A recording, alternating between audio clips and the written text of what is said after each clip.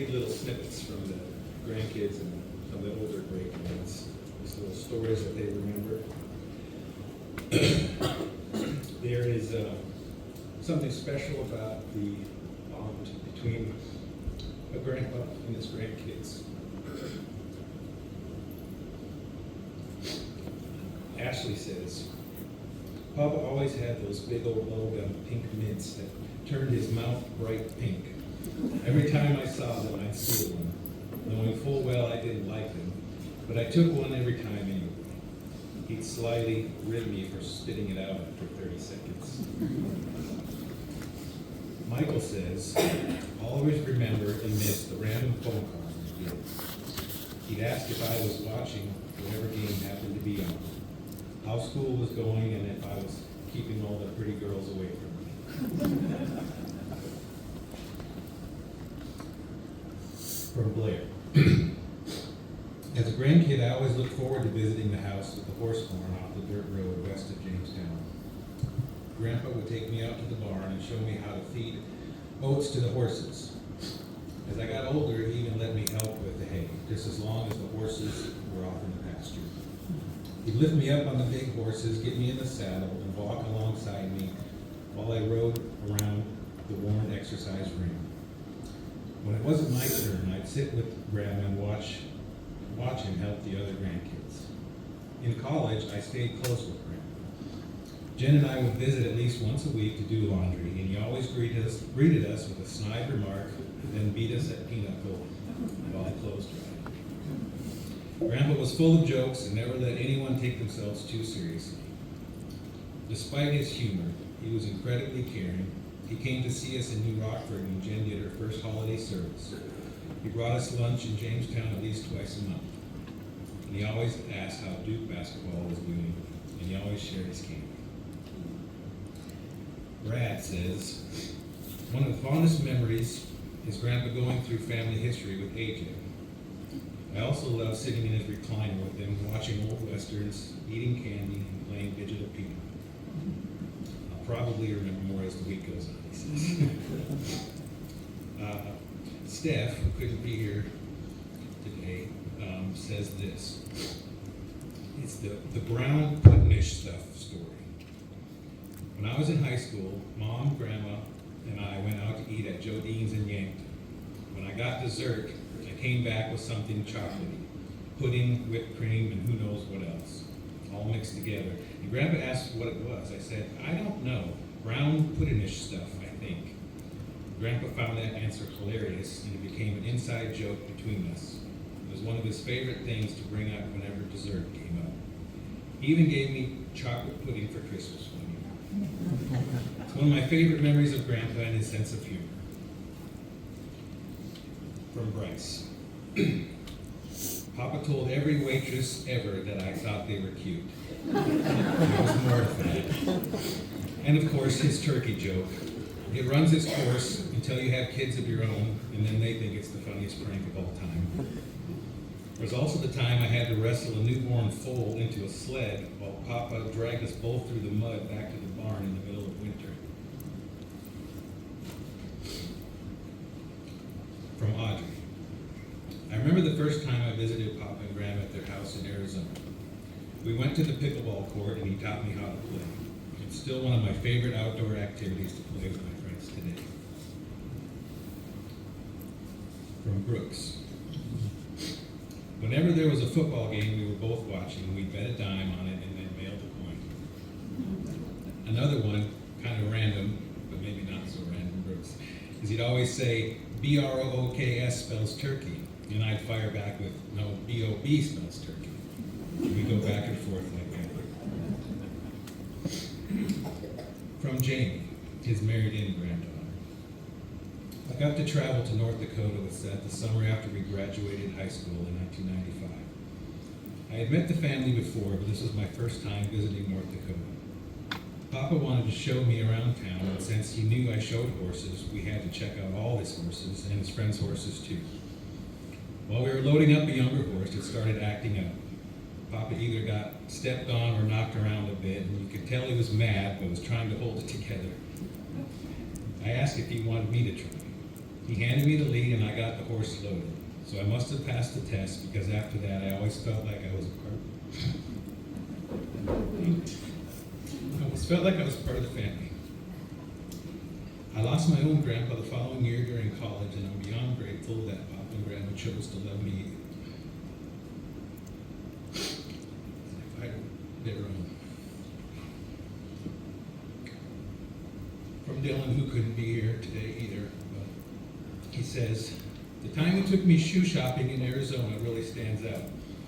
I didn't know at the time that he used to own a shoe store, so I was surprised by how much he knew about shoes. Driving the golf cart in Arizona and North Dakota is another standout memory. I think it actually helped me learn how to drive. Though I do remember one time I drove too fast and freaked him out.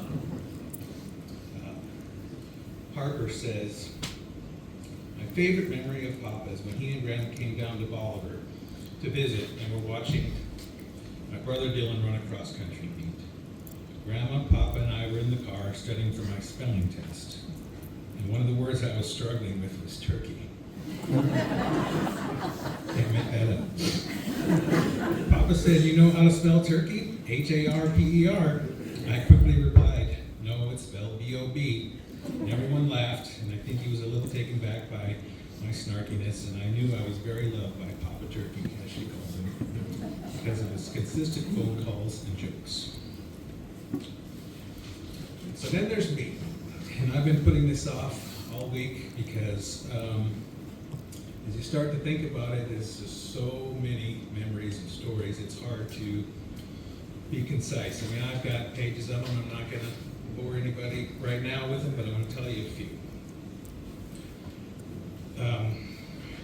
He always had nicknames for everyone. Funny, weird nicknames. I'm sure you've got one of your own. Mine, for whatever reason, was Sethimer, which turned into Seth Hammer, which turned into just Hammer. Or if he was feeling particularly squirrely, it was Sethimer PQ Rowell for some reason. Bryce was B. Rusi or whatever other incantation of his name, I don't know. But he was full of funny sayings. Some of my favorites were, hey, take your time, just hurry every chance you get. Or, boy, it's colder than a well digger's behind in January out here. Who could forget times around the table when it was, Sharon, Bryce needs some ice cream over here, when we all knew it was he who wanted the ice cream. Or Blair, say, would you pass that butter? Bryce needs some butter down here, which of course meant he needed butter for his roll. The constant phone calls. You know, when we were driving up here from Missouri, it was the first time that it kind of hit me a little bit because normally when I'm traveling, I get a phone call every 90 miles or so saying, well, where are you at now? Oh, Watertown? Oh yeah, you'll be here in about 3 hours or so, don't worry. And so that was a 12-hour ride without that phone call was a little rough. We all know about his sense of humor. We know about the horses. And I have to rib my mother a little bit because she stole some of my thunder word for word, and I didn't even show you my notes. Yes, the legacy, about 2 farm kids. He was very proud of his family, even if he didn't always know how to say it.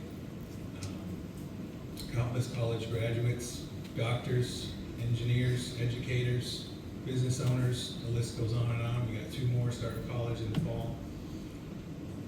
He was so proud of that. And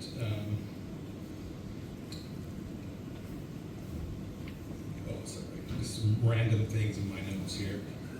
How he would randomly burst into song, just out of nowhere, like, I love a parade. Just how many times did you hear him sing that in the middle of wherever?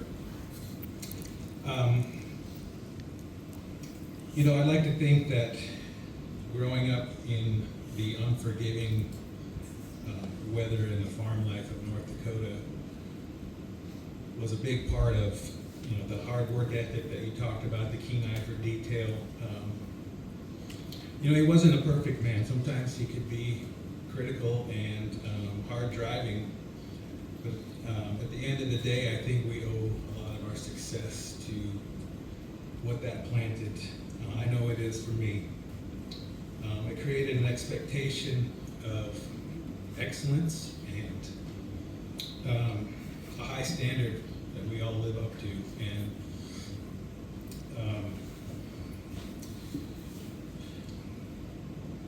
despite all that, what I experienced, especially in the last 12 years since my father passed, was maybe a different side of Bob that maybe you didn't know. The phone calls, the checking in, how you doing, how's business, how are your kids, how's the prune, but also I'm proud of you. You're doing great. Keep going. So I could go on and on here, but I will just say this, that what I will miss the most is those twice a week phone calls and the constant encouragement that he was to me. And he was always in my corner, and I always tried to do my best to do right by him. And at the end of the day, what more could you ask? So I'm going to miss him, but I'm very thankful for a life full of memories and all that I learned from him.